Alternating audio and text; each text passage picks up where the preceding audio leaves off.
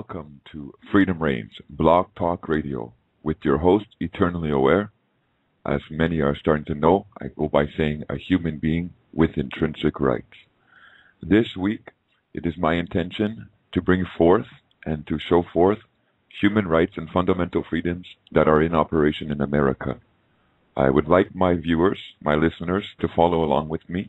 So I'm going to give you a few minutes to go on into the chat room, and there you're going to see two links that have been posted from the host, Freedom Reigns. It's www.uhistory.org and www.taxfreedom.com. If you'll bring up those documentations, if you bring up those websites, that from those links, you can follow along for what I'm about to share with you guys. I'm not a lawyer. As I stated before, I'm simply a human being who has studied the laws and studied what is in operation in Canada, in America, and in other countries such as UK and Great Britain to understand my own rights and freedoms and to understand how to operate my rights and freedoms. So with that said, I would like to go on. On July 4th, 1776, there was a declaration that was made in the land of America, in the Congress of the Americas. Most of you will be familiar, hopefully, with the document that's called the Declaration of Independence. That is the declaration that was signed. Now, it's really interesting when you get into this documentation and you start to read it. You start to see the grievances that these people had, these grievances that these men had concerning Great Britain and concerning the King of Great Britain, the things that they were claiming that this king was doing to them. I start reading this declaration here. It says, when, in the course of human events, it becomes necessary for one people to dissolve the political bands which have connected them with another. Now I'm going to stop there. Now notice, first of all, they brought up two subjects. They brought up here human events, and they brought up people. Now when you look into legal dictionaries, for example, black laws, it states that people, the definition means the citizens of a state. And when you study and look into what the definition of citizen means, it talks about the fact that a citizen is a person who owes their allegiance or who owes their oath to the country, to the political power. So when you refer to yourself as a people, you are saying that you are a citizen who is subjected to the political power that is ruling in America. Now, in Ballantyne's Law is another law dictionary. It gives you a little bit of a better description of what a people is. It says a people means the state, the nation, or any consolidated political body. So the people means the state, the nation, or any consolidated political body. So it's very clear that when you refer to people, you're talking about a consolidated political body. It goes on further to say the subjects or inhabitants of a nation. That is what a people refers to. So when you refer to yourself as people or as a citizen, you are declaring that you are part of a political body that is in operation within the United States of America. So here, when you start to read the Declaration of Independence, it says, when, in the course of human events, it becomes necessary for one people, you know what they're talking about, what they are referring to now. They're already referring to subjects or citizens that have been part of a government body, a ruling body. Now, listen to the wording. To dissolve the political bands which have connected them with another, and to assume among the powers of the earth the separate and equal station to which the laws of nature and of nature's God entitle them. That sentence is very powerful. That sentence brings forth the operation of, if you will say, common law rights or human rights and fundamental freedoms, because it's declaring here that the power that they're using is separate, and this power is an equal station or an equal designation to which the laws of nature and of nature's gods entitle them. So they're bringing forth the fact that there is a designation, there is a way to stand or be recognized that is an equal designation, an equal statute, if you will, stature, if you will. And it goes on to subsequently say, a decent respect to the opinions of mankind requires that they should declare the causes which impel them to the separation. Now I'm going to read on just a little bit more. We hold these truths to be self-evident, that all men, now notice that they didn't say all people, they didn't say all persons. The subject that they brought forward here was all men.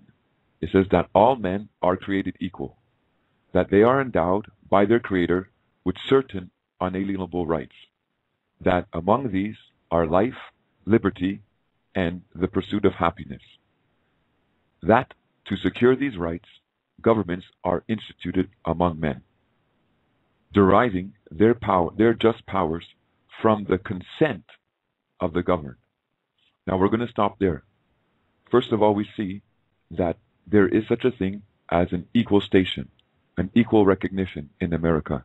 And that equal recognition falls under the laws of nature, or natures of God, if you will, human rights, fundamental freedoms that a man is entitled to. And part of these fundamental rights that are in operation, it states that they are unalienable here in America, and that among these are the right to life, liberty, and the pursuit of happiness. Now, these are natural rights, these are human rights and freedoms that are available for you to stand on, and the object that this Declaration of Independence is declaring, the object of a government, is that a government is there to secure these rights. Notice that it says that to secure these rights, governments are instituted among men. So the point being for the institution of governments was to be there to secure the rights and freedoms that were available for men and women, human beings. Not so much to create a government that would create commercial institutions and then would use their powers to help commercial institutions. These men, in July 1776, when they sought to take their freedom from Great Britain, they invoked natural law, they invoked common law, and they invoked equality of all men as their foundation, as their right to separate from the dominion of Great Britain. And they were very aware of the fact that there is such a thing back then and even now of common law, of fundamental rights, unalienable rights that belong to a human being that cannot be taken away, that cannot be removed from that human being. Now, a little bit more when you read into this Declaration of Independence, you see that one of the grievances that they had here, and one of the reasons that they wanted to break away from Great Britain and use their natural rights to break away from Great Britain, they said, for imposing taxes on us without our consent. So these men, back in 1776, they had a grievance against Great Britain, the King of Great Britain, and they said that you are imposing taxes upon us, and we don't feel that you have the right to do that. We don't give you our consent to do that. And this is one of the reasons why we want to break away from you. Isn't it funny today how we can be over 200 years into the future and this same corruption that caused these men to want to run away from Great Britain, to want to not associate to that power of that government? One of that reason was because of the fact that they imposed taxes, and here we are, this same government now is doing the exact same thing to its citizens here in 2012, using statutes and regulations to impose laws against them. So as one individual, as one human being, I guess you could walk into the Declaration of Independence and then say those same laws, those same reasons that justified these men to remove themselves from that political power of Great Britain, those reasons such as that all men are created equal, that we have certain unalienable rights, that they cannot be removed from us. You can claim these same rights. You can stand under these same liberties to excuse yourself as one human being from the instituted governments that are in operation right now. Now, if you go follow me into the Constitution of the United States, just going to get go through it a little bit quickly here. It starts like this. Now that you're aware of what the word people or the designation of people actually means, it says, "We the people of the United States, in order to form a more perfect union, establish justice, ensure domestic tranquility, and provide for common defense, promote the general welfare, and secure the blessings of the liberty to ourselves and our prosperity, do ordain and establish the Constitution for the United States of America." Now, this Constitution of the United States of America, it applies only to people. It applies only to persons. If you take the time to sit down and do a search through this Constitution Act, you will not once find the term human being, nor will you find the term men and women within this Constitution Act. You will find the subjects people, you will find the subjects citizens, these or person. These are the subjects or players that the Constitution of the United States of America apply to.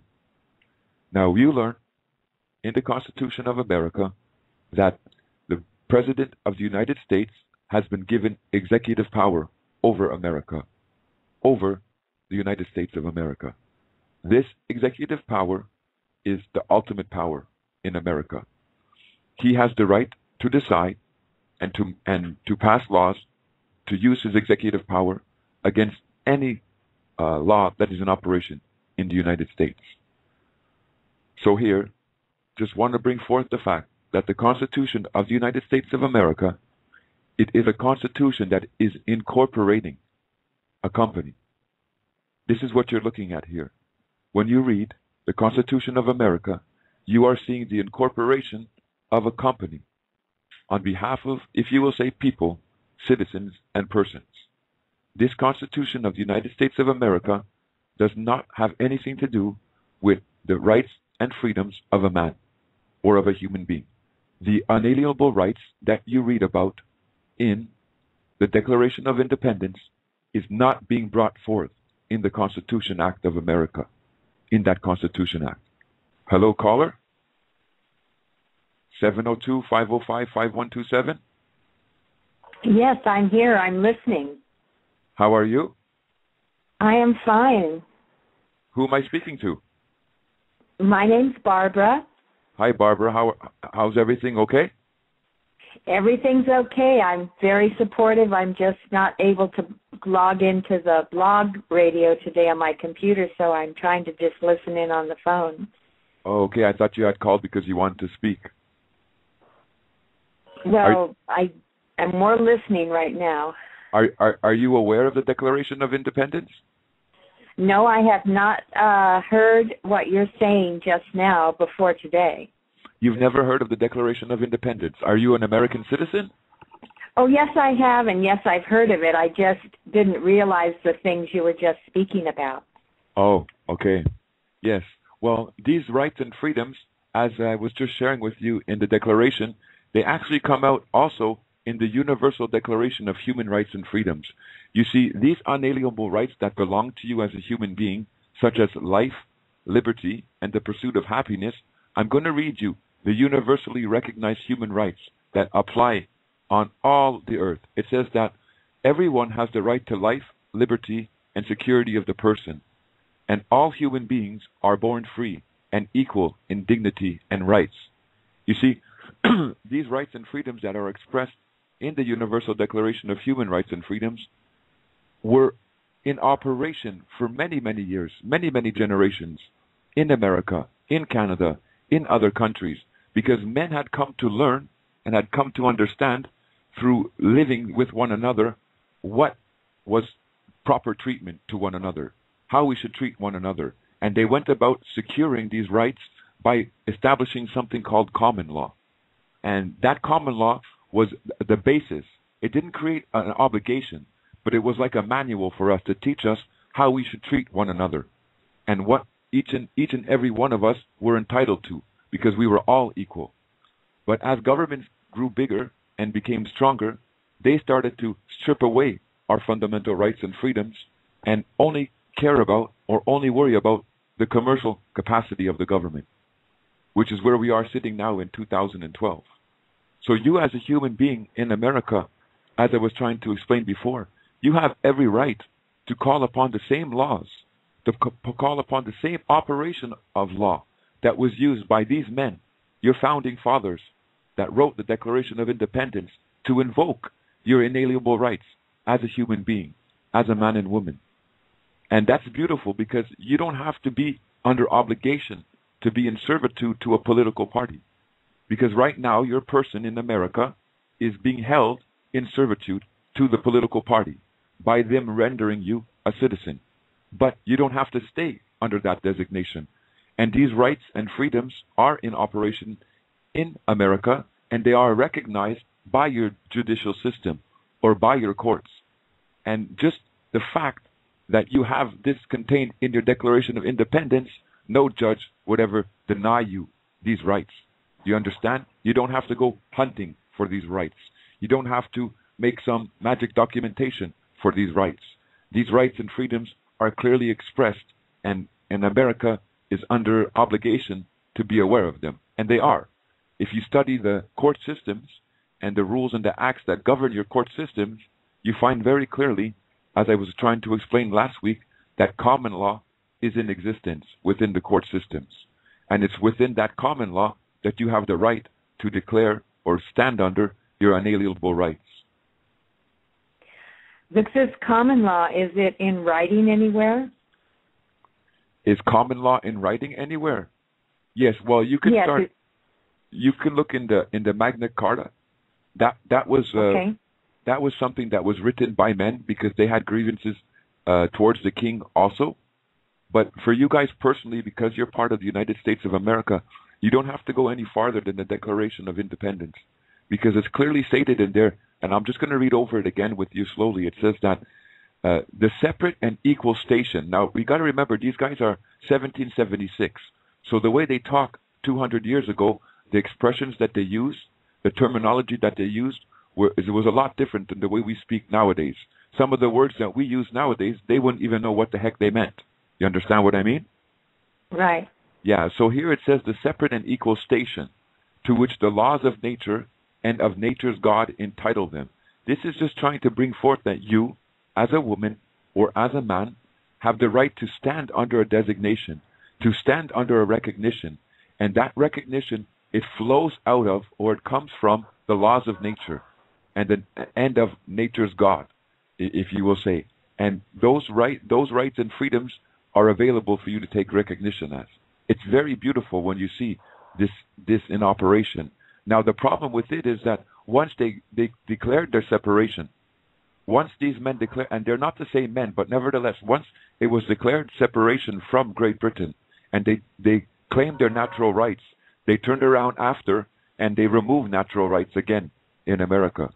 Because when you jump into the Constitution of America, what you're actually seeing there is that no expression of human rights, no expression of the man, no expression of the woman, no expression of natural law, just everything corporate legislative rules, just everything people, citizens, persons. And that's sad, because while you had one group of men in 1776 wanting to express and invoke equality for all men and all women, you have another group of men, for whatever the reason may be, coming now in the Constitution of the United States, removing those rights and freedoms, or not even taking recognition of them. Well, that's a lot to explore and investigate. Yes, it is. It very much is, because the whole reason they did that again is because when you are a subject or a person or a citizen, you then have obligations towards the state. You understand? They tax you, they control you, you're under allegiance to them and to their political power. So you are not only a cash amount to them, but they can rule upon you. But when you stand as a man or a woman, a human being with your unalienable rights, they have now obligations to you. There are certain obligations that they must fulfill to you. And the same thing that they did to us in Canada by changing the designation which we stand under, they did to all human beings in America through that Constitution of America. Now, the Constitution of America, it grants many rights, and I'm not here to change your political opinion or how you see things. You can stand under the Constitution if you want, and claim the rights under the Constitution, but those rights are beneath you. Those rights are only applicable to citizens. And as I say, a citizen is someone who is a subject and a servant of the political power. And apart from the Constitution, there's many rights and freedoms that are there for you to operate under.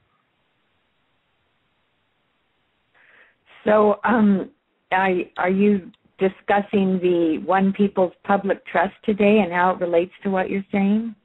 Probably not, because I just want to get into the different fact that there is different characters, different subjects in the law in the United States of America. To talk about the trust and how to get access to it will probably be in future shows. But what do you know about this trust? Well, it's just what I've been listening to and reading, but it sounds like another avenue to free us as the same one that you're talking about. Okay, are they saying to you that you can have access to certain monetary instruments in order to fulfill human rights obligations? At some point, but I don't think they're there yet. Okay, well, there has to be I have to get into this more, and I've already seen documentation from the United States of America, but as far as I'm concerned, when you received your birth certificate or whatever certificate is in the United States of America, that also is your guarantee. That also is your certificate for, if you will say, treasury receipt. So there's a monetary value attached to that. Now, what happened again is they took you as the human being and they incorporated you as that person, as that citizen in America. So there had to have been some type of guarantee placed against your common law freedoms, if you will, your fundamental rights and freedoms. We know for certain that for many years America was under obligation to the International Covenant on Civil and Political Rights. So based on that obligation, before they ratified their obligation, they would have created a security instrument for you. Yes, I'm by my understanding, or these are just things I've heard on the internet, that the way it was set up is when we die, they cash in some value on us. Oh, that would be. Have you heard that? That wouldn't surprise me. That wouldn't surprise me, because in Canada here, our security is in perpetual existence. So even when we die, and it comes out very clearly in the bank law, which is really disgusting, it says that the constructive registered holder, or the one that holds our security, that even after we die, he has right to continue to collect money upon it indefinitely. Wow. So I wouldn't be surprised that that same operation of law is in existence in America, because the more I study American law, the more I see the same operations of law that are in Canada, that are in United Kingdom, that are in Great Britain, are in operation in the United States of America. It's just that in each and every different country, they do it a little bit different, but nevertheless, the freedoms are there. You see, very clearly, as we looked at today in the Declaration of Independence, they're already admitting to the fact that there is such a designation or a recognition that you, as a human being, can stand under, you, as a man, a woman, can stand under, and that these are unalienable rights, rights that cannot be removed from you. And such of them, like, for example, life and liberty. Now, if you, as a human being or as a man and woman in America, you have the right to life and the right to liberty, how can they?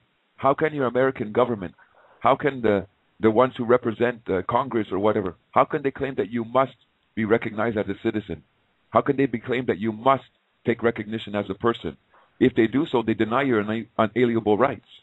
Because you, as a woman, you have the right to life and you have the right to liberty. If you take that recognition as a citizen, then you don't have liberty anymore. You've become a subject. You've become a servant to the political power. And worse than that, a person in law is not considered alive. A person is something that's been created by law, and it's been given certain rights and freedoms of a human being. It doesn't have life, a person or a citizen. So when you take that recognition, again, as citizen, you lose your unalienable right of life and liberty as that human being. But you have no obligation. Herein lies the truth. Again, if you're able to understand the unalienable rights that are in operation in America for you, there's a way to claim these rights. There's a way to claim these recognition. Now, what does that contain exactly? Like, what is the consequences, or what benefits, or will you reap once you do that? That's another, if you will say, topic to get into. But you got to understand that all these statutes and enactments, the way that they're controlling you in America, it's through that person. It's through that citizen. If you just look in the Taxation Act of America, and if you look into the Revenue Act of America, and you check section 7343, I'm just going to read it to you. It says definition of the term person. The term person, as used in this chapter, includes an officer or employee of a corporation, or a member of an employee or partnership. So it doesn't have nothing to do, again, with human being, or a man and a woman. And the same operations of law that you see in Canada, where you start to read the statutes and the regulations, and you see that they only apply to persons, and that a person in these regulations are only a corporation, an artificial person. You see that same operation of law going on in America. So are you saying then that if we claim citizenship, we are giving up a great deal of the rights that we were originally granted? Very good. Very good. Not only originally granted, but also recognized in the States. Also recognized, because look at these men. From 1776, they knew about our rights and freedoms as human beings, as men and women. Even though the Universal Declaration of Human Rights came to be in only 1900, and if I remember correctly, 1945, don't quote me, I could be wrong, but in the 1900s, these men here in 1776, they were already claiming these rights and freedoms. These men already understood that no government, no society, no corporation had the right to overrule your unalienable rights. That, yeah, you could give them up, you could freely give them up, and if you did, well, that's your choice. But you see, what the government did in the early 1900s, our government, Canada and America, is they said, come be part of this, and we'll give you a lot of benefits. You understand? Come be part of this, yes, and the benefits that we give you will be wonderful. We'll take care of you. We'll do all this. But no, these benefits that they gave to us were corporate benefits. And the object of the government was to secure human rights or unalienable rights of men and women, not to give you benefits of a corporate nature. And it's clearly in the Declaration of Independence, it says that to secure these rights, governments are instituted among men. Well, what rights are they talking about? The rights of a corporation? No. The unalienable rights of men and women, such as life, liberty, and the pursuit of happiness. Those are rights that the governments are under obligation to secure. That was their obligation. And that's exactly what happens when you take recognition as that citizen, as that person within the Constitution of America. You strip yourself of your fundamental rights as a man or a woman that are recognized in common law. Very interesting. Very interesting. You know, it sort of reminds me of the old ways they would get people to vote for them in the United States a long time ago by saying 40 acres and a mule, and if you vote the way we want you to vote. Oh, yes. Well, it's horrible when you look back at the way they, I don't want to really use this word, but the way they manipulated the people back then. Because remember, back in the days, not many of us were educated. It's because they didn't educate us as much as we are educated now. The ability to read and comprehend was not in an abundant level like it is today. So yeah, there was politicians and these people who were writing laws and exercising the laws and controlling these laws that played upon the common people, that deceived the common people. And we are correct. And now they do it in other ways, through manipulation, through fear and false information. Yes, that's for sure. That's right. And the way America is structured right now, your president, Mr. Obama, he has all power in the United States. Regardless of any other constitutional law or anything else you want to claim to, in the recent past number of years, they've passed executive orders that's rendered this man all-powerful in the States. And if you're part of that corporation, if you're exercising rights under the Constitution of America, he's your master. He is literally your master. And what he says goes. Now, you are not under obligation to take recognition and to exercise the rights that are under the Constitution of America. Only. You can exercise those rights if you choose. But when you see that those rights that are in there override or strip you of your rights as a human being, as a man and woman, you can then claim to your rights as a man and woman. Do you suppose there's anyone that's tried to renounce citizenship, remain in the United States, and claim their basic rights that were originally granted or understood? Oh, yes, that's for sure. There's also, if you go, I have a website, it's called eternallyaware.com, and there's a web page called United States of America. I put a page up, United States of America. There was recently a challenge that's been going forth in the courts of America. They want to remove the personhood from the Declaration of from the Constitution of America. They want to take away the fact that people and person and citizenship only refers to a corporate entity. And they want to try and bring back human rights and fundamental freedoms within the Constitution of America.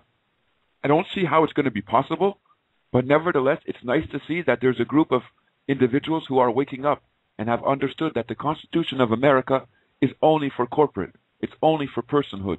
It's not for men and women.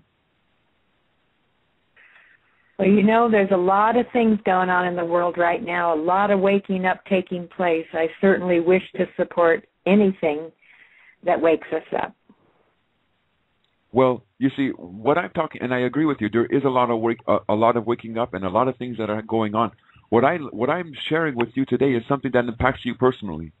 You see, when you write a letter, let's say to your congressman or to your Senate, and you say to him, listen, you've given me certain rights and freedoms under the Constitution Act of America, but I understand that there's a secondary recognition, and that recognition is not as a person, not as a citizen, but as a man or a woman, as a human being.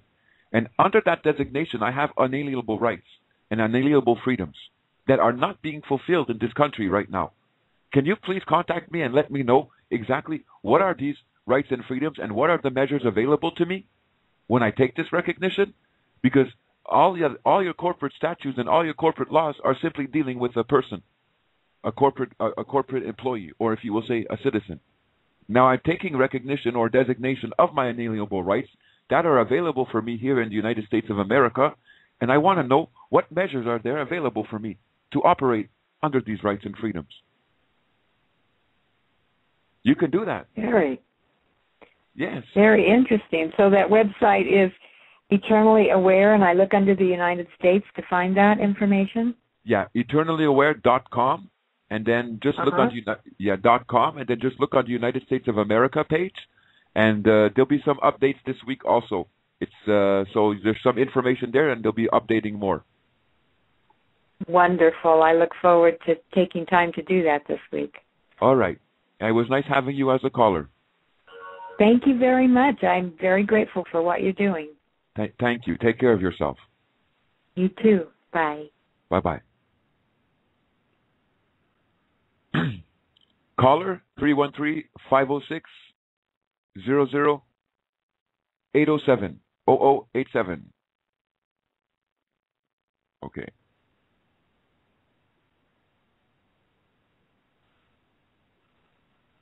Hello? Hello, caller. How are you? I'm doing fine. Yourself? I'm doing fine, thank you. I was just getting you onto the air. We're live on air. How's everything this week? Okay, excellent. Everything is good. So far, so good. You know, the whole thing that got me into the whole topic of sovereignty and all of that is, you know, the one people's public trust. Yes. There just seems to be a lot of things going on with that are kind of, I don't know, it's, I just see a lot of things going on. It seems like we're at a tipping point right now, and people are kind of they're kind of running with this because it just feels right. And I just wanted to make a comment in regards to kind of losing your freedom, you know, when you become a citizen of the United States. We'll just use that as an example. Okay. That's people aren't even given a choice to become a citizen. I mean, you're essentially born into a slavery system. It's like a prison with no bars. Exactly. And that alone is criminal. Yes. And that's, you know, it's like as you get older, you essentially find yourself in a position where you have to unlearn, you know, what's been ingrained in you. Very much so. You're absolutely right. This is exactly the process that each one of us as individuals have to go through. Once we start to awaken to what's transpired or what's happened against us, we have to go through exactly what this gentleman has described, to unlearn what we've been taught. Exactly. And I mean, on a bigger level, it's just the fact that we even have to petition anybody for our freedom is absurd. The fact that we're even in a position like this, I mean, it's just mind-boggling. You're absolutely right, because I like to use that example. If we would just go and sit in the middle of the forest and understand that we're sitting here alone, who has the right to yoke anything to us? Who has the right to command us to do anything? Nobody.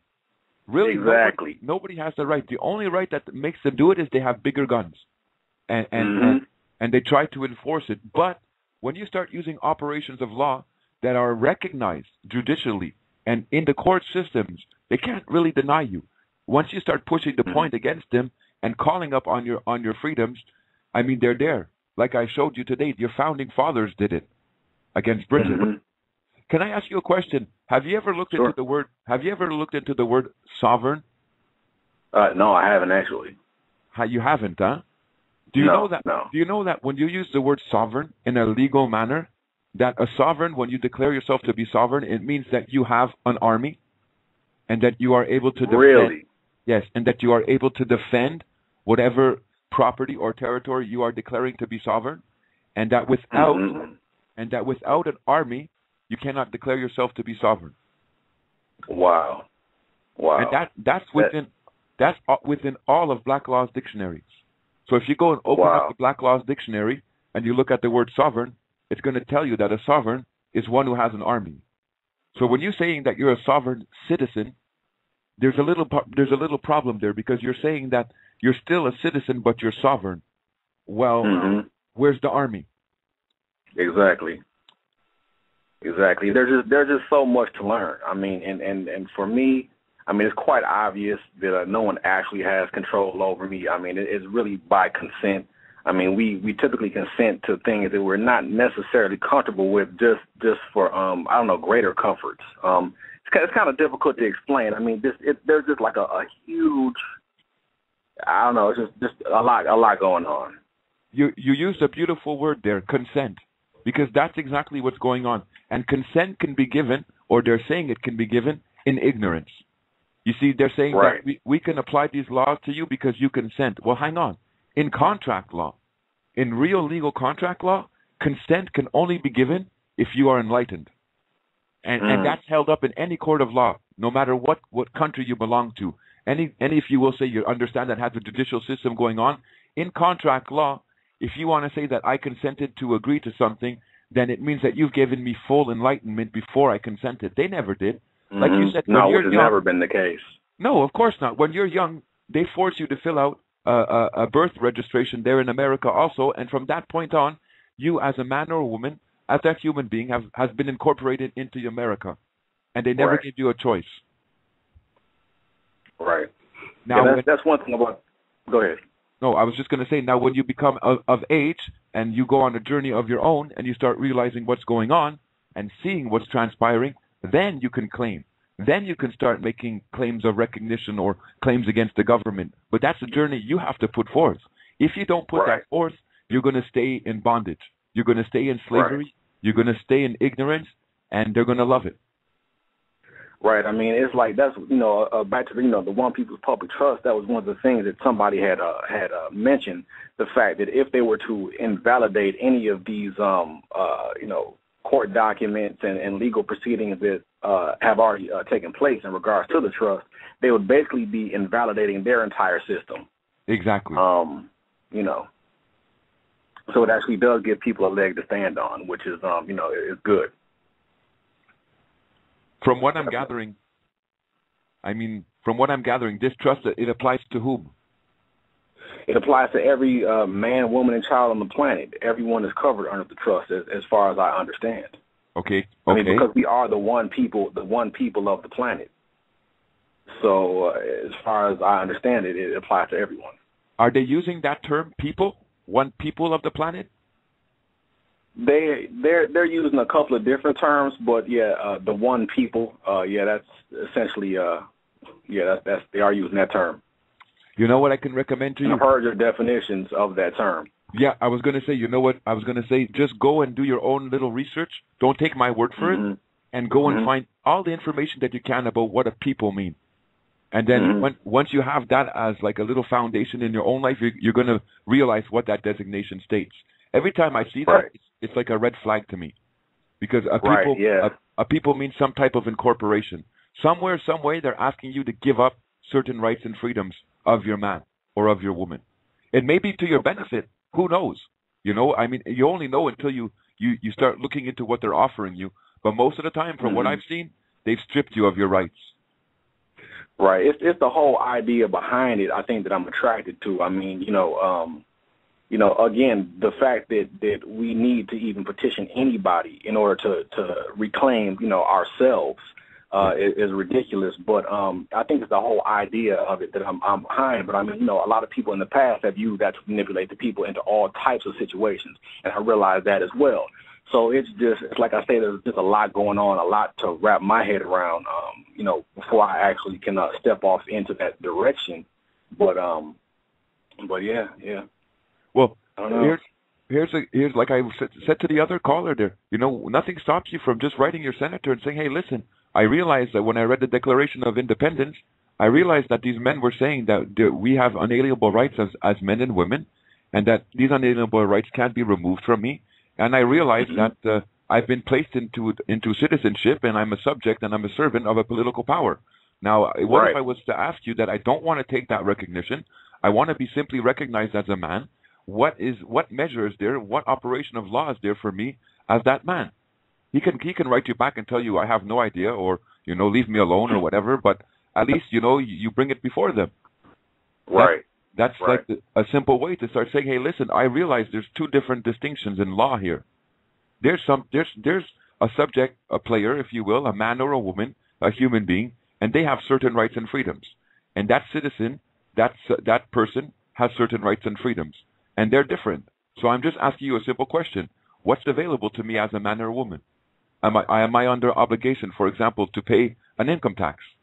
Well, if you go into the income tax itself, the revenue taxation system in America, you clearly see that the subject in there is only a person. Only a person. I give you the article of law, it's 7343. But you find this same operation of law, like I said, in Canada, in Great Britain, in the UK. It just expressed a little bit differently, but these rights and are there for us to use. Right. It's like the last caller said. I mean, we're just at a point right now where I think people are definitely waking up to what's going on. I mean, I think we've known for a long time, but now since there's a firmer movement towards something that we all seem to agree upon, which is that we need to definitely get up from under the government slavery system that we've been living up under for so long. I just think that it's definitely a good thing, and I appreciate what you're doing as well. And I just wanted to make those few points, and I'll just go ahead and listen off the air. No problem. I appreciate your call, and take care of yourself. You too. Thank you. Bye-bye. Third show so far. Hope it's going well. I'm going to go into the chat room now and see some questions that are being asked. They're talking about UCC here. It says, "I find that UCC is being blocked by the officials." And others are saying that the UCC does not work in Canada. Universal Commercial Code, that's what they're talking about. That's where they're talking about a private person and the corporate person. Wow. The UCC, I don't think, is a topic that I'm going to get into today, because it's a very, very deep very, very deep topic. And there are some that are teaching this in America. In Canada, it doesn't work. It's not the same. America, you have your money, or if you will say your monetary system is for private and public use. In Canada, our monetary system is only for public use. And there's only one other person who can tap into that monetary system. That would be that human being. But apart from that, we don't have a private system going on. So UCC is not it's not a good thing here in Canada. Now, I want to get back into this declaration here. Again, the Declaration of Independence. Because the whole object of this was that these men here, they claimed that the king of Great Britain, that he was a tyrant, okay, that he was acting wrong against the people of, if you will say, the United States of America. That those ones who had come over from Great Britain and that were under the authority still of Great Britain, that Great Britain was mistreating them. And it's just very interesting to see again, and I'm repeating myself here, but one of the reasons why is because they said for imposing taxes on us without our consent. Now, these men are claiming that, listen, we're upset at you, Great Britain, because you're imposing taxes on us without our consent. But yet now here in 2012, the same government will impose a tax upon you without your consent. And they won't, if you will say, allow you, or they won't allow you to express your fundamental freedom of not having to pay a tax, which I think is really, really ridiculous. This whole system, when I think about it, this whole system is ridiculous. People say the system, it's a fiction system, and it's not real, and it's all a fantasy and stuff. Yeah, well, you can say all that, and great, we know it's a corporation, we know it's a fiction, but guess what? It really does damage us. When they come against you with asking you to pay taxation and you don't have the money, and they threaten to take away your stuff, that's damaging. When you're driving in a vehicle and they fine you $200-300 because, I don't know, you were speeding or maybe you parked in the wrong place, that's damaging. When they take away your money off your check when you work hard week after week, those hours, and they remove it and they bring that money into their system, that's damaging to you. This whole system, even though it is fiction and it's set up as a corporate structure, in reality, it just hurts us and it damages us. And it's really a necessity, it's really an obligation for us as individuals to learn our unalienable rights and freedoms and to operate under those rights and freedoms. Because if we don't, the system will just keep having its way with us. Now, it is interesting how these callers, both of them said, well, especially the last caller, how he said he has to relearn, that he has to relearn all that he's been taught. And it goes on the same thing what I was saying last week. From when we are young, we are incorporated into the system. After our birth, they create that person, and great, it's done on paper, it's done legally, and filed away. But that doesn't stop there. The system starts working on us. How? By teaching us that there's an authority around us, and that we are under obligation to obey this authority and to submit to this authority. So when we're placed in school, in kindergarten or grade 1, and the teacher is there, we're told by our parents, this teacher has the authority and you have to listen to her or him. And when we're young, if we don't listen to the teacher, if we become rebellious, then they punish us, whatever it may be, depending on what generation you grew up. So nevertheless, the whole fact is that they're teaching us that there's an authority that has the right to rule over us and that we have no choice. And it's ingrained into us. That then when you come to understand what's actually transpiring in the law, and you start to question and say, well, who has the right actually to control me? And who has the right to tell me what I can and cannot do? You start to see that, well, hang on a second, because for many, many years, I've been walking under this, if you will say, atmosphere, under this power. And now I'm realizing that I don't have to have this, if you will say, control mechanism operated upon me. But of course, they don't want you to realize this. And that's what I don't understand. They hide it in our laws. They hide it in Canadian laws. They hide it in American laws. They hide it in the United Kingdom laws. They hide it in the Great Britain laws. But they're there for us to exercise. And then, it seems, when certain individuals want to stand and exercise their rights, it's really, really hard. It's not unattainable, but it's a battle. You have to fight. Why? It's because it's all for financial control. It's like I keep trying to express to my listeners, we are a monetary instrument for them. They collect off of us. We see how they collect off of us through taxes on our food, taxes on our gas, taxes on our clothing, taxes on our paycheck, end of the year annual taxes the IRS may claim, or the government of Canada, the revenue agency may claim, but they tax us, monetary instrument. Then, whatever security there was, security that backed your human rights and freedoms, they take that, they lay seize upon that, they throw it into the public system, and they start investing with that money and using that money for their own benefit, if you will, for the benefit of the government. So it does constantly nothing but harm us and take away from us this system. When we see, apparently, this is what they tell us. Can we believe it? I don't know. But they tell us that apparently when they created governments and they decided that they were going to institute governments, it was supposed to be for the protection of our rights and freedoms. Or at least you have that authority in America. In Canada, we are in a monarchy system. We come from queens and kings and ruling and treating us as subjects and servants, and we're the common people, and her guards have control over us, and it's just a bunch of junk and a mess here in Canada. In America, you're a little bit more lucky because, I mean, it's clearly expressed there that, hey, listen, you don't have the right. You don't have the right to, if you will say, incorporate me and hold me in bondage. I have an unalienable freedom that should be in operation for me. So yeah, it's a really long learning process, and it's a great learning process because within it, you see a lot of, like the guy said, like this is a good point. The guy said, it's fearful, and there's a lot of fear out there, and it's true, there is a lot of fear. But this fear that is in operation against us, it's only because we don't understand our rights, really.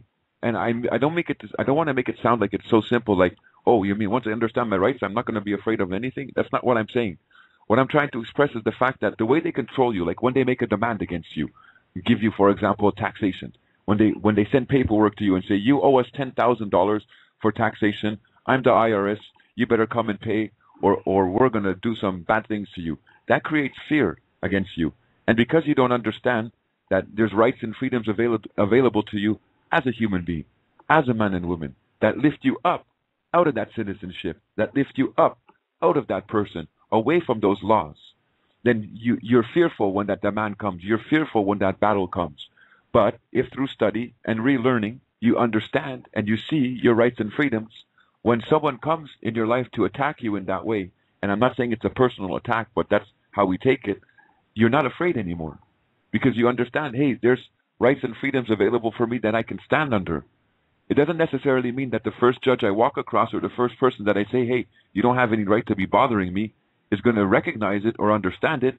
But nevertheless, the truth doesn't change, that it's there in law for me to operate, and I can stand under this. And they will have to take judicial notice. I was getting on the fact last week, I'll go to a caller before I go to the caller, I just want to say that when I was talking about sovereignty and saying that when you say that you are sovereign, it means that you must have an army, it doesn't directly say that in the word sovereign, but it says that sovereign means or describes a political power, an independent political power. And when you look at an independent political power, that independent political power must have an army to support itself or to defend itself.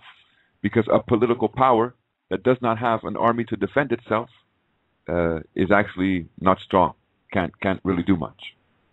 Now I'm going to go to caller on 419-371-4688.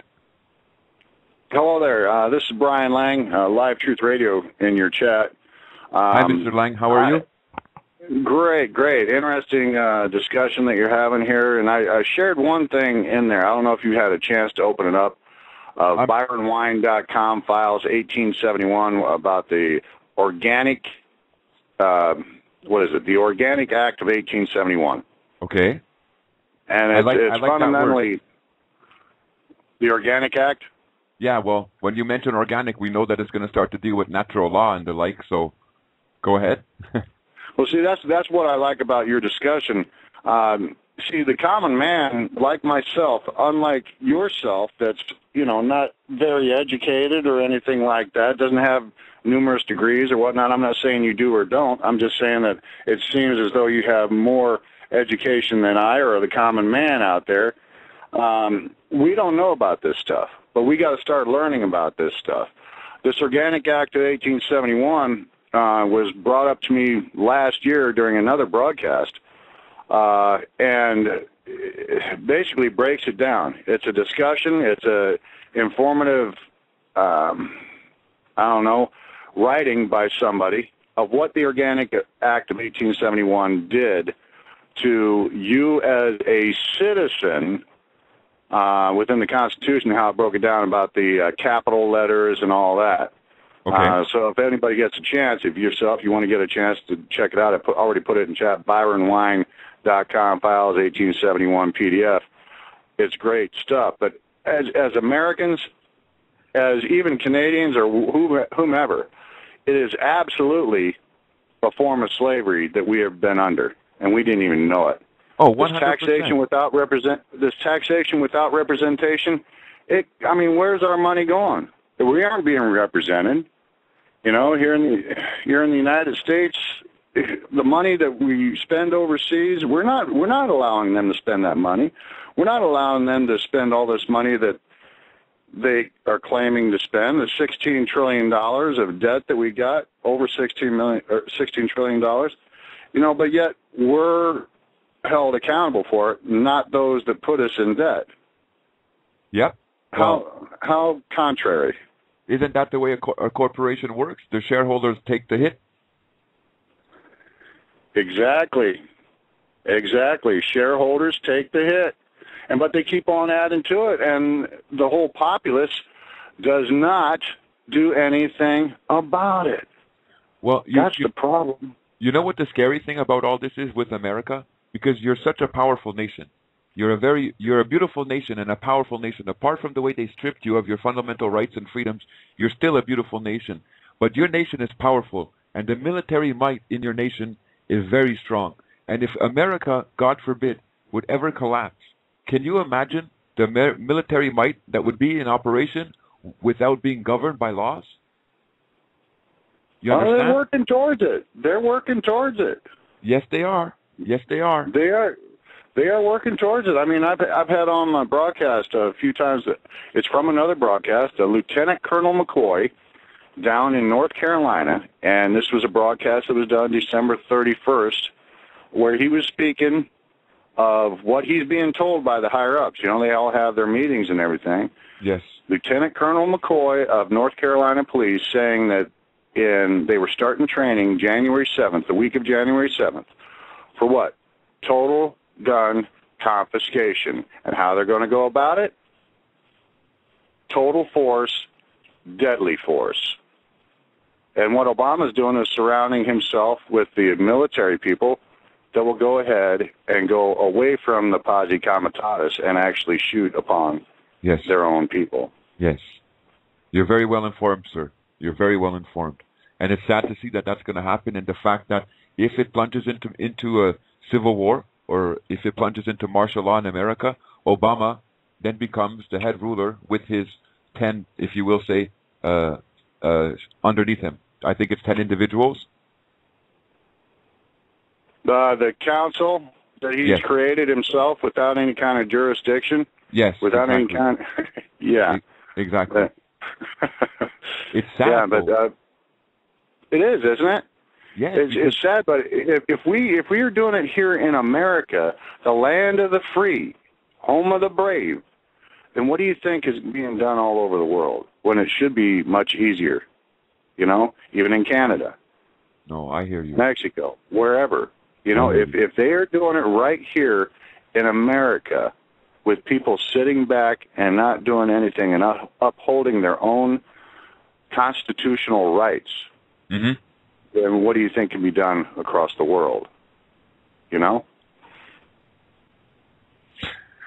It's, you know, when you bring up a subject like that, it's so deep, you know, what it's going to take to rectify that situation. It's sad to even think about it because, unfortunately, it would take a collapse. It would take, you know, this financial system to fall down so that those in power can be removed. Because as sad as it is, it's only a few that are holding us to this. Mm-hmm. You know, like you said, the average man doesn't know about their rights and freedoms. Neither does the average police officer. You know, if you speak to the police officer and say, well, listen, here in Canada especially, well, we don't have to take recognition as a Canadian citizen, and we can stand under our rights and freedoms. It's actually in our charter. We're more blessed in that way, but they don't even know. They've never been taught. So it's a difficult situation that we as human beings have been placed in because they use the powers, the police and whatever structure they have, those few sitting on top to control the masses. The individual that I just talked about, as far as the lieutenant colonel of North Carolina Police, Okay. he even brought up the market collapse. They're talking about it with the police. They're getting ready for this to happen.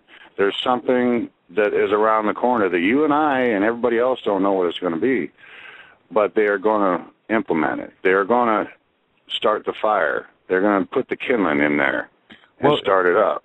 If you definitely do an investigation and you look at what's been transpiring in the past 4 or 5 years, then yeah, you have to logically come to a conclusion that they have definitely prepared for something and something's going to happen. As to say when it will happen, no, your guess is as good as mine. But I agree with you. When you look at everything that they've done and all the FEMA camps, everything that's been prepared, it's like definitely something's going to happen, for sure. When? Like I said, your guess is as good as mine. And can we prepare for it? There's some that are trying. Yeah, it's not just writing on the wall. No. No. Oh, no. No, when you actually do your own studying and research and see what's transpired, there's enough evidence there that you have to sit back and make a conclusion to say, yes, they are definitely preparing for something, and it's going to impact my life. Now, what it is, your guess is as good as mine. Some say alien invasions. Some say, the return of the Messiah. Some say, I don't know, massive earthquakes all across the world because of the fault lines that are going on. We don't know, but yeah, it's set up to where they're going to grab control, like if you will say martially, and they're going to try and strip you of your rights and freedoms. But remember, through all this, my friend, they're only operating, and I know, it's hard to say, but they're only operating upon you as that person. If before all this transpires, you let them know, listen, I'm not a corporate person. I'm not your citizen, and whatever laws you're invoking to control your citizens, they don't apply to me. My primary recognition, my primary standing or designation is that of a man or a woman, a human being. And as such, I have unalienable rights that you can't strip me of. I don't guarantee you that when they come with the guns, that's going to help you 100%. But it is a recognition and an operation of law that's available for you to use. And these rights are recognized internationally. So if ever the international army is brought in, and again, I can't guarantee it, but you can claim your rights before them. And they are under international law to take recognition of what you are declaring. So even though your domestic country may not want to take recognition, the international community would have to take recognition. This is all operation of law I'm talking about. I'm not talking about in the heat of the fire, when things are going on. I'm saying what they should do. I can't guarantee you what they will do. But just to have that backing there for you, that when they come and knock on your door and say, according to such and such order or according to such and such act, you have to perform such actions or give up such things. And you say, well, hang on a second. That's not my designation. That's not my recognition in law. I have unalienable rights, and those are going against my unalienable rights. And who do I speak to, or who do I have to be brought forward, or what judicial system do I have to go to have these rights respected? Now, they can tell you, go to hell, excuse my language, or it could possibly open up an avenue for you. But it doesn't hurt to have that foundation in operation for yourself. But I got a question for you on that about the unalienable. I've been talking to somebody that's actually trying to claim his unalienable rights. Is it something that you can declare verbally with these people? But I've heard that it's only of those people that were here, of the families that were here during the time that they established the country. Those are the ones that are unalienable. That's what the Constitution has existed. What about the ones that came here afterwards? The immigrants that came in here to the United States afterwards. Does it still apply to them, or what? I'm hearing conflicting views on that. Very good question. I can ask you a question. When you walk into court and you get in there before the judge, don't they bring out a book before you? And they ask you to place your hand on that book and swear by that book? If you're witnessing in front of the court, yeah. The court, and they're asking you to swear upon the Bible, right? Mm-hmm. Okay. What's happened is that common law rights, and they stem from ecclesiastical law. That's what American courts claim. Okay, that's the operation that is there. Now, ecclesiastical law, that's biblical law. Old Testament times, right? Now, they drew common law rights out of ecclesiastical law and gave the power to the court system in America to recognize these rights and freedoms. So you, if you're an immigrant coming into America or whatever it may be, you have the right to claim common law rights and they will recognize it. But you can't claim religious rights. There's a difference. If you go and claim like a religious right, it's not the same as a common law right. Interesting. So your expression, your right to claim common law rights is recognized in the courts. And if you do a little trace back, just a little research, you're going to see that ecclesiastical law was turned over in America. It was turned over to the court systems. So that's why when you see in the Constitution of America, everybody has the right to practice their own religion, and your religion cannot be controlled or whatever. And then they're even trying to put Sharia law into existence in America. It's because all that is stemming from common law, and the court systems have the right to rule over that. And the Muslims, they're claiming that Sharia law is coming out of the Old Testament. Well, partly it comes into the Quran, but the Quran, when you look at it, it's Old Testament. You understand? And it's Deuteronomy and such, the ecclesiastical laws mixed in with their understanding. So, but still, it's all these laws have been placed into the powers of the court system, and they have obligation to recognize it. So even if you're a Sikh, I know this sounds crazy, but let's say even if you're like a Sikh or an Indian, and in your doctrines, in your religious teachings, it grants you certain freedoms apart from government control or whatever.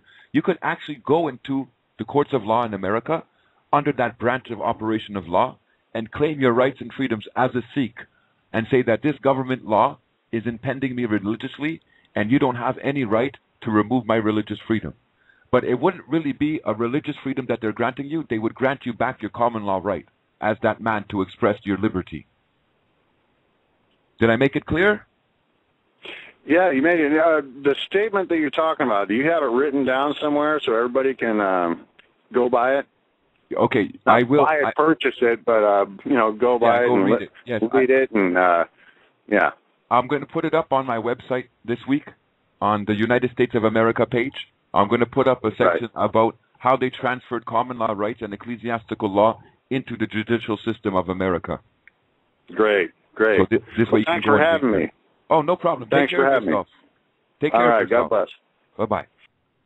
On Friday, on this channel, Freedom Reigns, there's a 4-part series that's going on.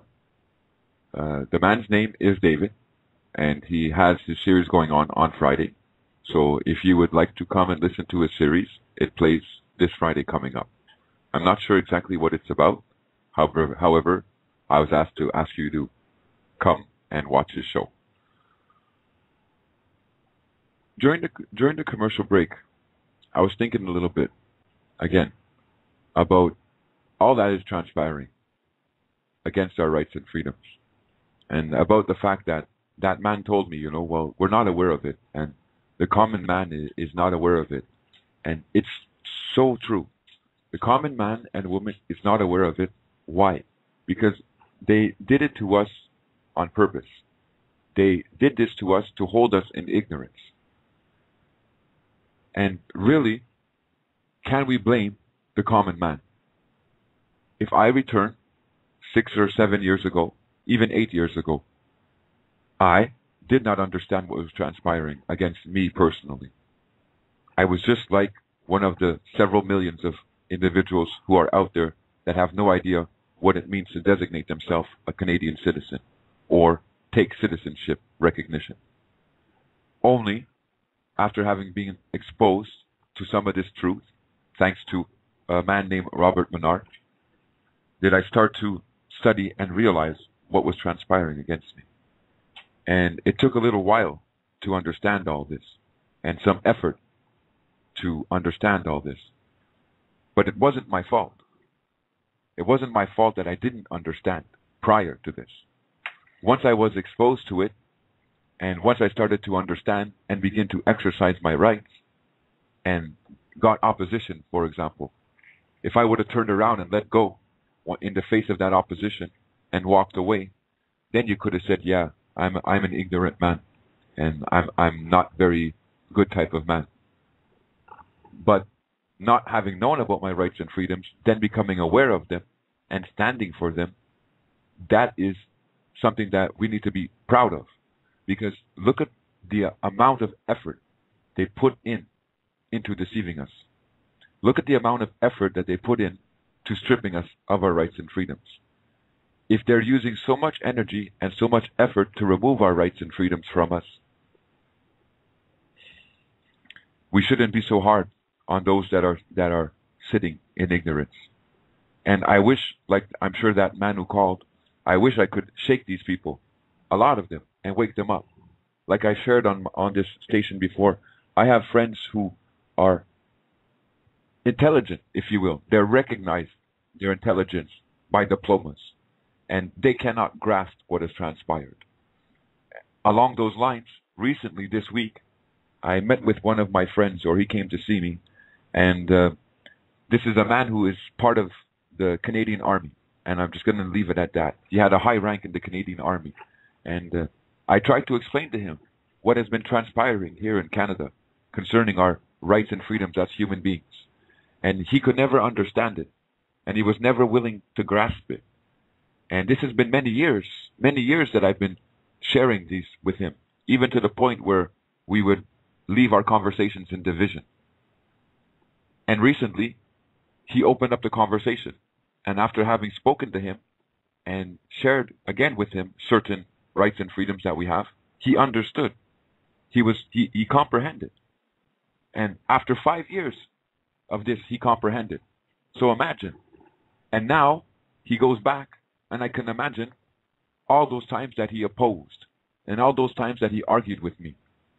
How if he has any type of conviction to say, wow, I fought and all that, and now I understand.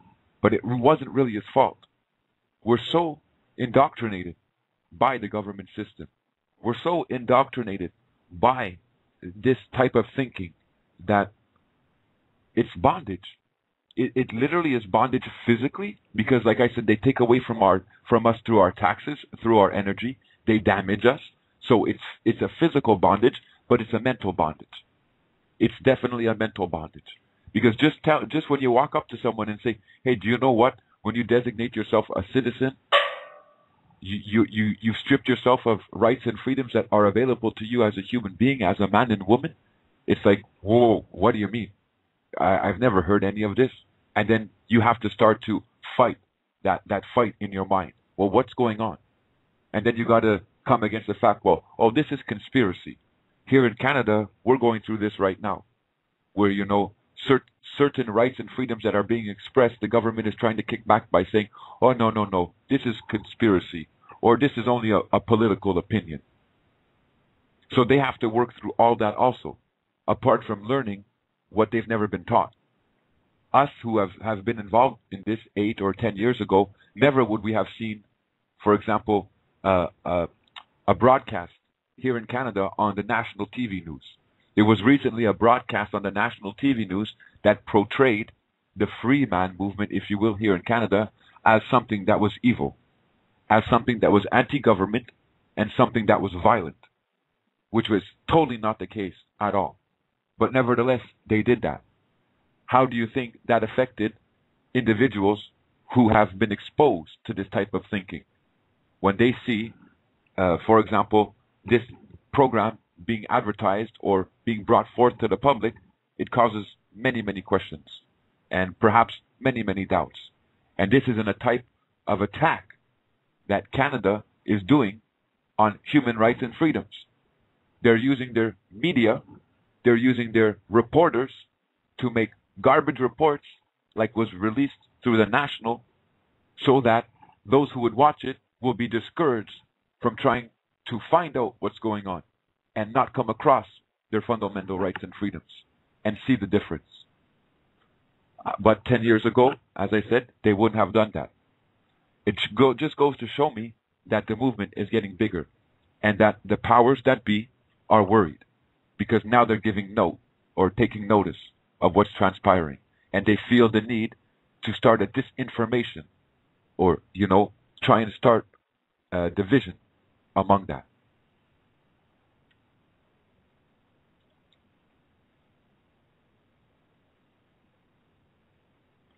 We all need to take personal responsibility for our own rights and freedoms.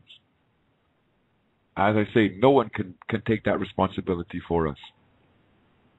If we don't exercise our rights and freedoms on our own and understand them, then they'll just stay by the wayside. And they'll be there for you to use all your life long, never having been activated, if you will, never having been taken out of your pocket and put into practice. And that's sad. And I'm banking, or they're banking on the fact that that's what will transpire. That you will go through your life chasing money, chasing material goods, as that corporate person, as that citizen, and never understanding that you didn't have to be subjected to this commercial system. Now, someone who's not subjected to this commercial system, what type of lifestyle would they be living? Well, one, for example, as I spoke about last week, we don't have an obligation. As much as the government hates when I say this, and as much as the government hates when I tell my fellow human beings of this right and freedom, I will tell them. And if you want to persecute me for telling them, go right ahead. You, as a human being, you do not have the obligation to have to work. You don't have to pursue after a living, all the more in Canada. You don't have to earn a living here in Canada. By earning a living, by pursuing after a living, that is the way that they're stealing from you. That is the way that they are taking from you. They're taxing from your energy, they're taxing from your work, and they're saying, you got to pay into the system. You have a fundamental right, and that fundamental right is you can choose to work. It is a choice that you have as a human being. No one can force you to work in the commercial system. Does that mean you don't have to work at all? No. Buddy, you have to get up and cook your food. If you grow a garden, you have to get out there and tend to your garden. There's all types of work that must be done to sustain your life. If you want to keep diseases off your body, you got to work and keep it clean. Go take a shower.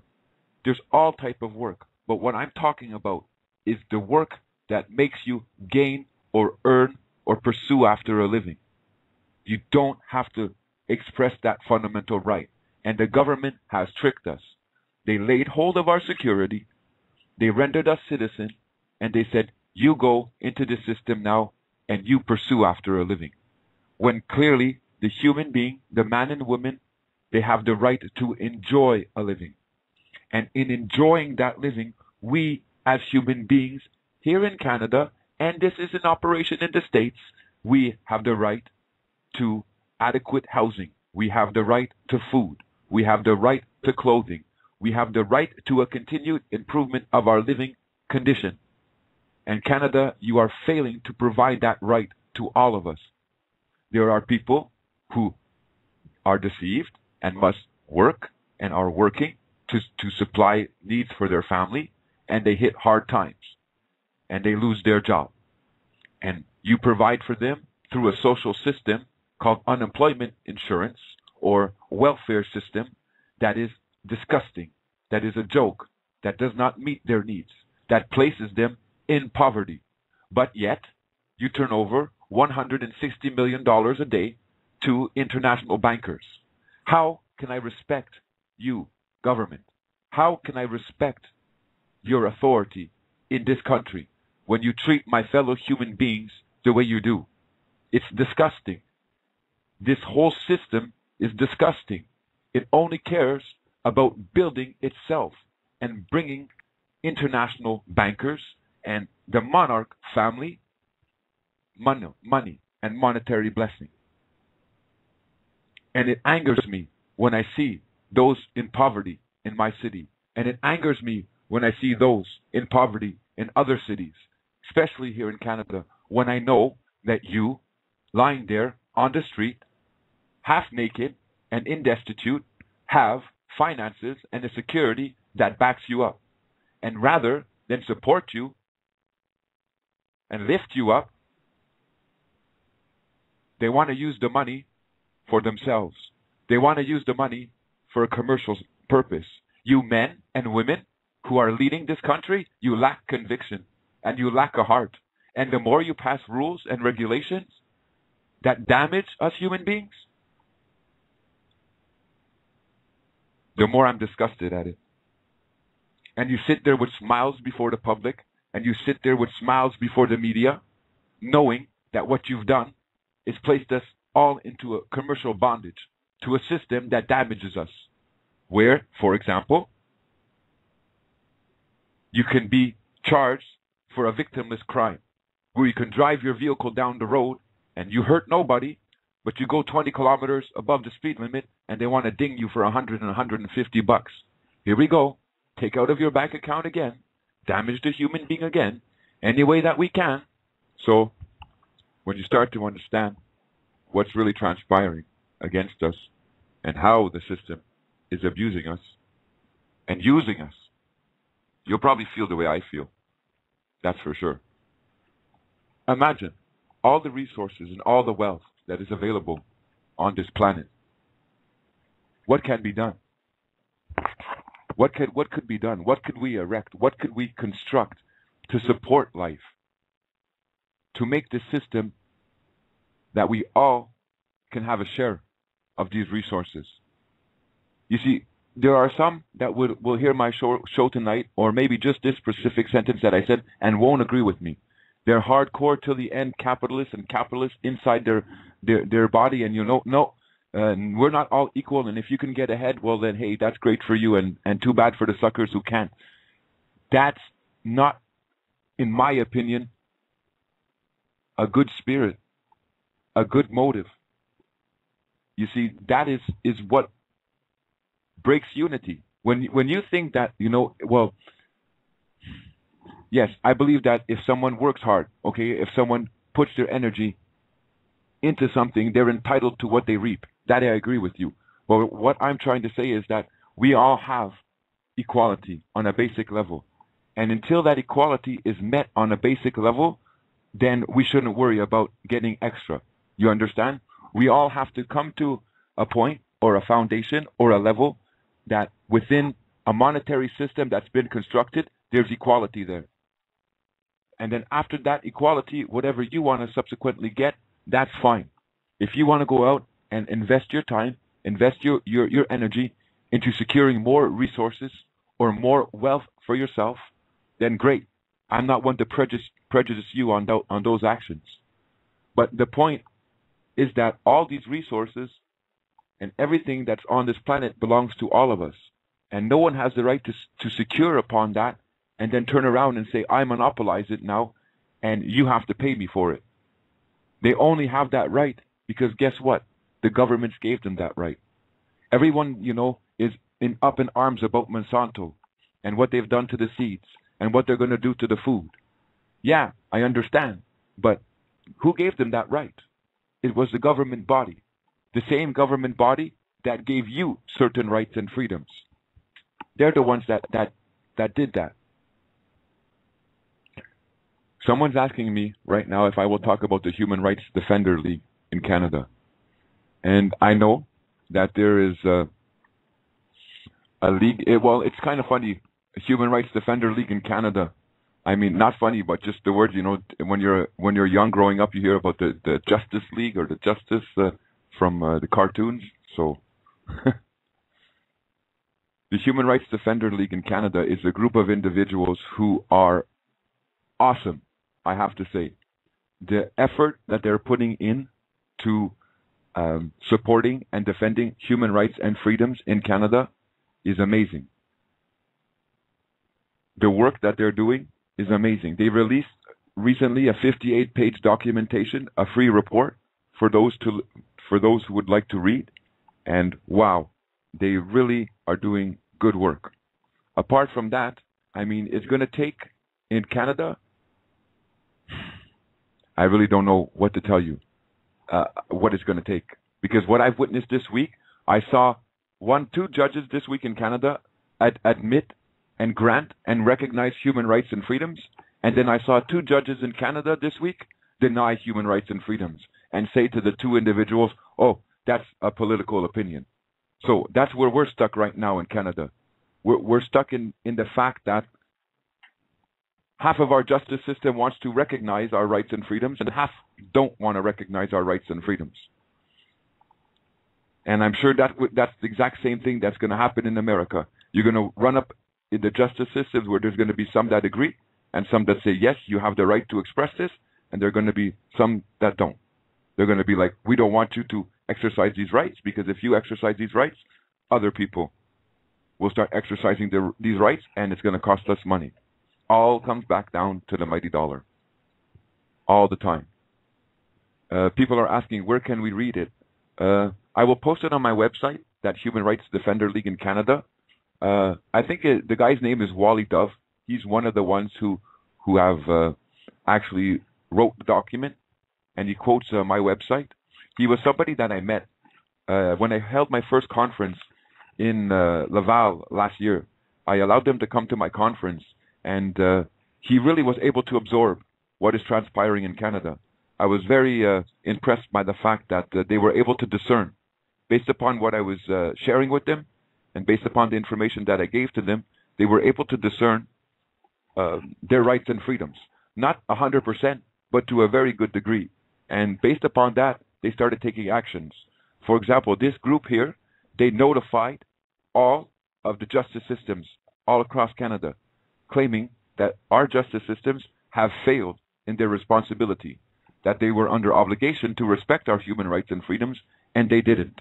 And they put all the lawyers and all the justice system basically on notice, which is a great operation. It's a great thing to do.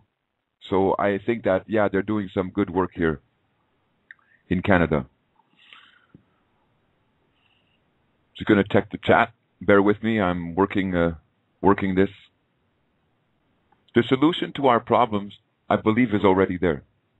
You see, there's a lot of people, and I made a video about this one time on YouTube, and please don't take this personally. I'm not upset. I'm not against anybody that's trying something for their rights and freedoms. If anything, I support you in it. Even if it's a failure, even if it won't succeed, just the fact that you would get out there and try something and get out there and fight for these rights, you deserve credit. You deserve, I don't know how to say that, but a pat on the back. Our rights and freedoms, the exercise or the operation of law that we can use, that we can stand under, is already there. It's already available for us to take. Now, the only thing is that we have to wake up to that fact, that operation of law is available to us. Like in the beginning of this show, when I shared the Declaration of Independence and how they talk about natural law and the fact that you have, as a human being, unalienable rights, such as life, liberty, and the pursuit of happiness, and the fact that the government was supposed to be instituted to protect these rights for you. You see, these are very clear expressions of law. These are very clear operations of law, and you don't need to, how do you say that, create something different in order to have these rights recognized. You just have to draw out of them. You just have to draw from them what is already written and present to, if you will say, the justice system of America concerning them. Now, you go into many. I'm going to work this out in the next few weeks. If people keep listening to this station, I'm going to show you more and more how that all these enactments in America, all these statutes, that they don't really apply to you as a man and woman. And you're going to see the same thing that they've done to Canada, where they charge us for permits and they charge us for licenses, and they're controlling us through that legal person. The same operations of law, the same wording is present in the United States of America. And for you to overcome that, it just simply takes a claim for recognition under the natural laws of America, under, if you will say, those unalienable rights that are available for you. Now, if you want to find a list, if you will say, of what is recognized, now this is recognized in the American court systems also. You can go look at the Universal Declaration of Human Rights and Freedoms. I'm going to post it right now. Copy, here you go. I'm going to post it on the chat. Most people are familiar with it. This is really not a legally binding document, okay? It's just in there. It's been posted. It's just an expression. It's just an expression of what men all across our planet believe that men and women, human beings, should have as fundamental rights. This is an expression of it. Now, when you go there and you read that, you're going to see what a human being, what rights and freedoms are available to a human being. Now, these rights and freedoms that are contained in the Universal Declaration of Human Rights and Freedoms are transferred. They are transferred into American law, into American common law. And you will find these expressions transferred into American common law. Now, I'll give you one example. It here says that in Article 21 of the Universal Declaration of Human Rights, it says everyone has the right to take part in the government of his country, directly or through freely chosen representative. Now, I contend that everyone means a human being, or a man and a woman. Now, a human being has the right to take part in the government. You don't have an obligation. As a human being, you can take part, you can take recognition as a citizen, as an American citizen, as a Canadian citizen. If you do take recognition or take part of that government, then we know in Canada and in America, they render you that citizen, that legal person, that subject, the servant of the political power or Her Majesty, depending on which country you are in. So everyone, that human being, has the right. That's a human right that you can express. That's a recognition, that's an operation of law you can stand under. You can partake of the government, but you have no obligation. When you do in America, the Constitution Act of America renders you that person, renders you that citizen. But if you choose not to partake of the government, then you stand under recognition as that man and woman, with all of your common law rights still there for you to exercise. So you will see the expression of the Universal Declaration of Human Rights in operation in America and in Canada. Now, some of these articles of law in the Universal Declaration of Human Rights, they come out of, if you will say, experience, like I was saying before, out of man's experience as they treat one another. Before I was speaking to you about the fact that you don't have an obligation to work. If you think that I'm just blowing hot air out of my mouth, I want to give to you a universally recognized human right. Now listen to this wording, okay? It here says everyone, a human being, a man or a woman, has the right to work, has the right to free choice of employment. Do you hear that? You have the right to work. You do not have the obligation. You have the right to free choice of employment. Can you honestly say right now that you have the right to work? Or can you say that you have the obligation to work? And therein is what I was trying to express before. As a human being, a man and woman, you don't have an obligation to work. There is a way through your security that you can enjoy a living. However, they want to render you that Canadian citizen, that American citizen, and they want to say that you are forced to pursue after a living, that you are forced to earn a living. Yet, here in the Universal Declaration of Human Rights and Freedoms, this same operation of law finds its expression in American law and in Canadian law, where it states that you have a right, but no obligation to work. Now, your next question will be, well, if I don't work, I wind up in poverty. Yes, as a person, as a citizen, you wind up in poverty. But as that man or woman, you have a security that is supposed to be there to meet your fundamental rights and freedoms. You have a security that's supposed to be there to support you as that human being, which they laid a hold of. And that security is a representation of your natural wealth, of the part of the natural wealth of America that belongs to you, or the part of the natural wealth of Canada that belongs to you. It's very clear. Now, when you read into the International Covenant on Civil and Political Rights and the International Covenant on Economic, Social, and Cultural Rights, the same expression of law comes forward, even more clear, because they use the wording, the different wording.